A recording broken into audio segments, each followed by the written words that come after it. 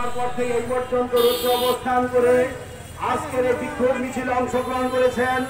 আমি অধ্যাপক ডাক্তার মোহাম্মদ নাসিরউদ্দিন ইসলামী আন্দোলনের কেন্দ্রীয় কমিটির পক্ষ থেকে, মহানগরের পক্ষ থেকে আপনাদেরকে জানাই আন্তরিক শুভেচ্ছা ও মোবারকবাদ।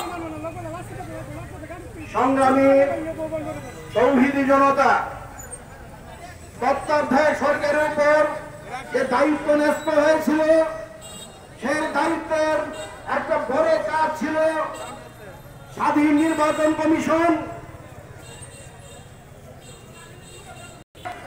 এবং দুর্নীতিমুক্ত প্রশাসন। দেখা যায় তত্ত্বাবধায়ক সরকার এই তিনটা কাজ সুন্দরভাবে সমাপ্ত না করে বিভিন্ন সংস্কারে হাত দিয়েছে। সেই প্রাইমারি স্কুলেও দেখা যায় যেটা কম্পালসারি বিষয় নয়, অথচ গানের শিক্ষককে কম্পালসারি করে দিয়েছে। এটা কিন্তু তত্ত্বাবধায়ক সরকারের কাজ ছিল না। আজকে সারা বাংলাদেশের মানুষ পিওর পদ্ধতিতে নির্বাচন চায়। আমরা 15 তারিখের অপেক্ষায় আছি যে 15 তারিখ জুলাই সনদের ভিত্তিতে যদি আপনার নির্বাচন অনুষ্ঠিত হয়, তাহলে উচ্চ কক্ষে 100 আসন পিয়ার পদ্ধতিতে হবে।